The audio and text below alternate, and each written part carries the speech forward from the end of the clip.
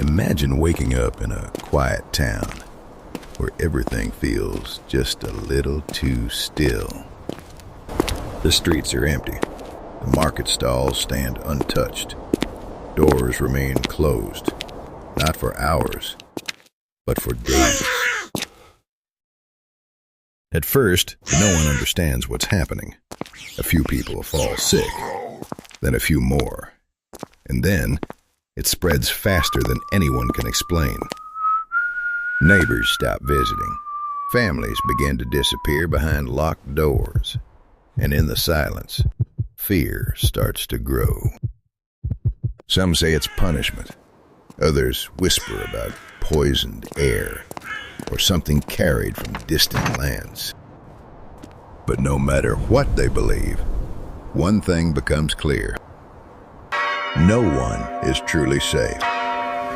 Not the rich, not the poor, not the young, or the old. In just a short time, entire towns begin to change. Familiar faces vanish. The sound of life fades, replaced by something heavier, something colder. And those who remain are left with a single, terrifying question. Will I be next? This is not just a story about disease. It's a story about fear, about survival, and about a moment in history when death moved faster than understanding. A time when no one could escape. Before the fear, before the silence, life moved at a slower, gentler pace. In towns and villages across medieval Europe, each day began much like the last. The sun would rise over narrow stone streets, and with it came the familiar rhythm of ordinary life. Market stalls opened early. Bakers placed fresh bread on wooden tables. Farmers arrived with carts full of grain, vegetables, and milk. Voices filled the air, neighbors greeting one another, merchants calling out their goods, children laughing as they ran between the crowds. For most people, life was simple. It wasn't easy, but it was understood. Families lived close together, often under the same roof for generations. Evenings were spent by the fire, sharing meals, telling stories, and holding on to small moments of comfort in a world that could already be harsh. Religion played a quiet but constant role.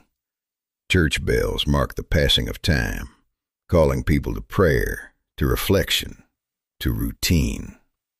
It gave structure to their days and meaning to their struggles. And though there were hardships, poor harvests, cold winters, the ever-present threat of hunger, there was also a sense of order, a belief that tomorrow would be much like today. No one could imagine how quickly that sense of normal would disappear. Because beyond these towns, beyond the fields and rivers, something had already begun to move. Unseen, unnoticed. Traveling along trade routes, hidden in ships, carried across borders without a sound. At first it was nothing more than a distant rumor, a whisper from faraway lands. But soon, those whispers would grow louder. And the world these people knew, their routines, their safety, their sense of control, would begin to unravel. Slowly at first, and then all at once. At first, it was just a whisper carried on the wind. A story from distant ports. A rumor passed between traders, something about a sickness spreading in places most people had never seen. But in a world connected by trade and travel, distance never meant safety. Ships moved constantly, across seas and along busy routes, carrying spices, silk, grain, and, unknowingly, something far more dangerous. When the first ships arrived, nothing seemed unusual. From a distance, they looked like any other vessel returning home. Their sails hung heavy. Their wood creaked softly as they drifted into harbor. But as they drew closer, something felt wrong. There were no greetings shouted from the deck, no busy crew preparing to dock. Just silence. The kind of silence that didn't belong. When the ships were finally boarded, what they found was unsettling. Sailors too weak to stand, others already gone. And those still alive, burning with fever, barely able to speak. No one understood what they were looking at. There were no warnings, no knowledge of what had traveled with them. Only confusion and the instinct to help. So the ships were welcomed in, the goods were unloaded, the survivors were brought ashore. And with them, something invisible slipped quietly into the city. At first it moved slowly. A dock worker fell ill, then a merchant, then a family living nearby. Each case seemed separate, unconnected, easy to dismiss. But the pattern was already forming. And by the time people began to notice, it was too late. Because what had arrived on those ships was not just a sickness. It was something that would spread beyond control, beyond understanding. Something that would not stay contained to the harbor. It had found its way into the heart of the city. And from there, it would reach everyone. At first, it didn't seem connected. A dock worker fell ill, then a merchant, then someone in a nearby home. Just as it had begun at the harbor, it started quietly. But this time, it didn't stay contained. The sickness moved through the streets, from one house to the next, faster than anyone expected, and with each passing day, the signs became harder to ignore. It often began the same way. A sudden fever, a deep, overwhelming exhaustion. People who had been fine just hours before now struggled to stand, their bodies weakening without warning. Then came the pain. A sharp, burning ache that spread through the body, and soon after, the swelling. Dark, painful lumps appeared under the arms, along the neck, sometimes in places no one wanted to look. They grew quickly, tender to the touch and impossible to hide. People didn't know what to call them, but they knew one thing. When those marks appeared, death was never far behind. Within days, sometimes even hours, the strongest among them would fade. Breathing slowed, voices weakened, and then silence. Families watched it happen right in front of them. A husband one day, gone the next. A child laughing in the morning, gone by nightfall. There was no pattern anyone could trust, no cure, no explanation. And with every new case, fear tightened its grip. Neighbors stopped visiting each other. Doors were shut and barred, windows closed tight, as if wood and stone could keep the sickness out. The streets, once filled with voices, grew quiet. Too quiet. Even the air began to feel different. Some believed it was poisoned. Others said it was a punishment. Many simply stopped trying to understand. Because nothing they did seemed to matter.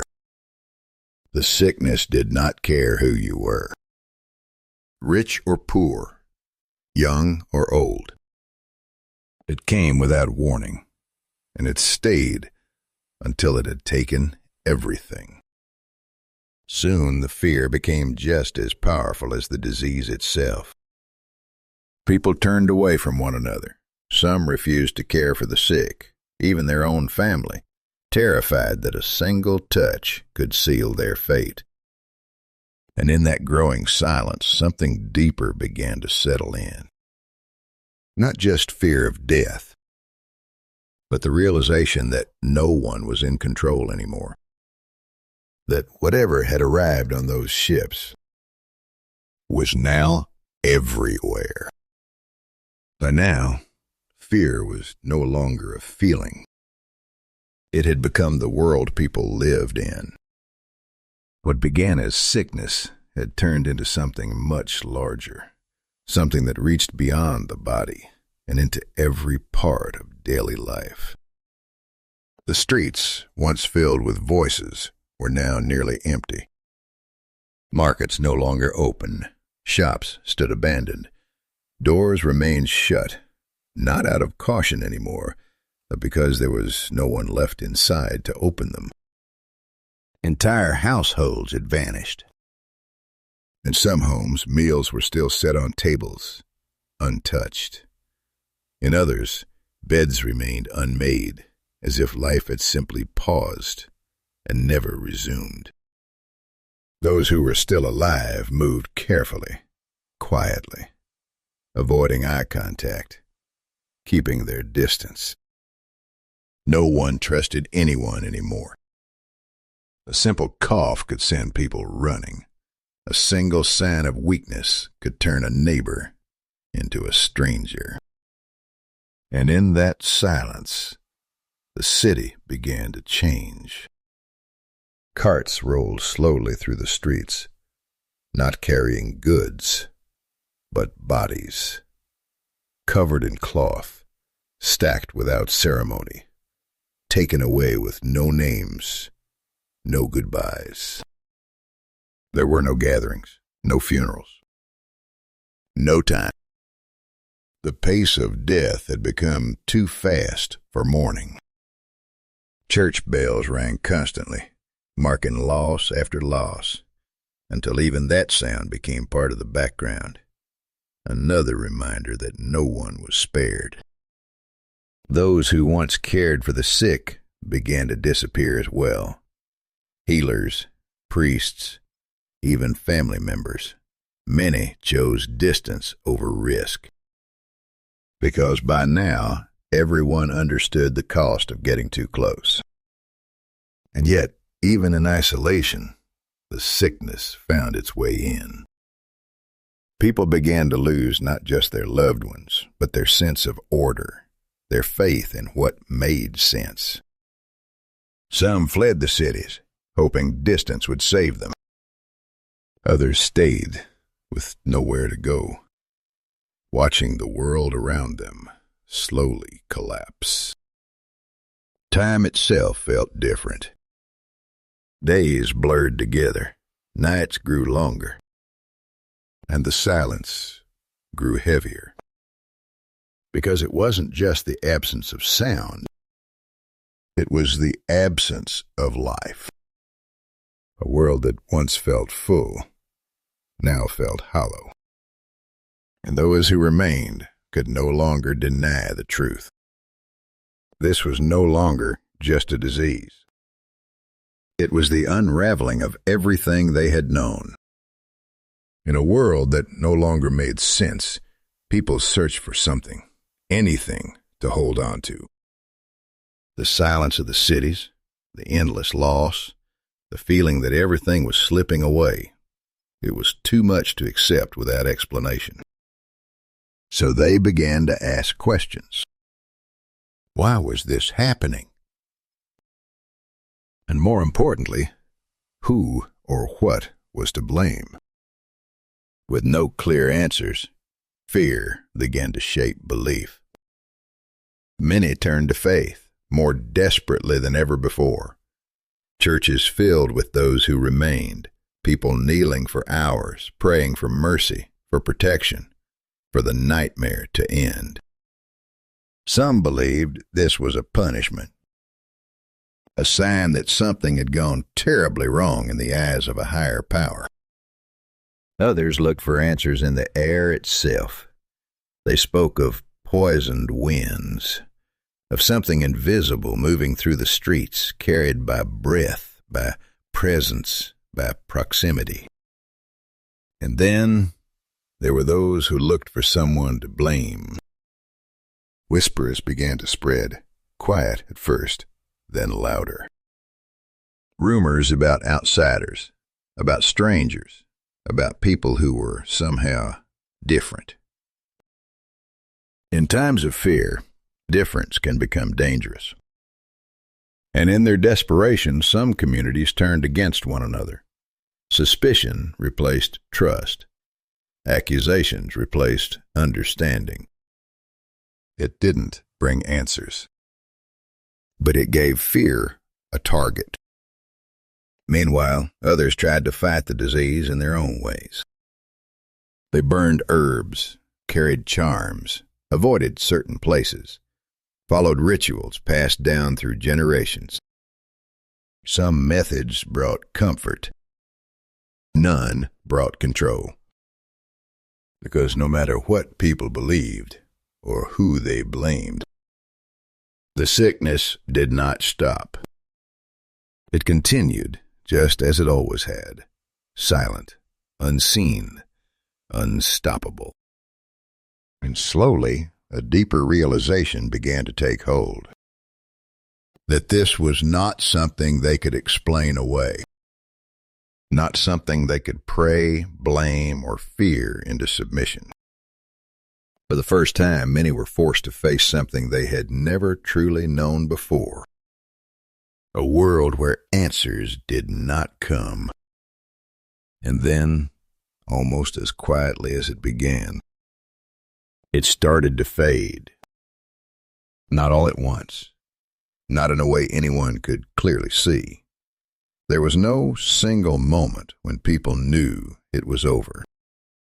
But slowly, something changed. Fewer bells rang each day. Fewer carts rolled through the streets. The silence, once heavy with loss, began to feel different. Not gone, but lighter. In some homes, no one new fell sick. In others, the last survivor remained standing, waiting, unsure if the danger had truly passed. People were cautious at first. Doors opened just a little. Windows cracked. Eyes looked out, searching for signs that it was safe to return. Days passed, then weeks. And little by little, life began to move again. A shop reopened. A voice returned to the marketplace. A child's laughter, rare at first, broke through the quiet. But nothing felt the same. Too many were missing. Families had been reduced to a single person, or none at all. Streets that once felt familiar now carried a strange emptiness, as if the past had been erased. Those who survived carried more than just relief. They carried memory of what they had seen, of who they had lost, of how quickly everything had changed. And even as the world began to rebuild, there was no clear answer as to why it had stopped. No final explanation, no sense of closure. Only the realization that it had come and gone on its own terms. And that the world left behind would never be quite the same again. Even after it faded, it never truly left. The sickness was gone, but the shadow it cast remained, quiet, lingering in the lives of those who survived. The world had changed, not just in the empty spaces it left behind, but in the way people saw everything around them.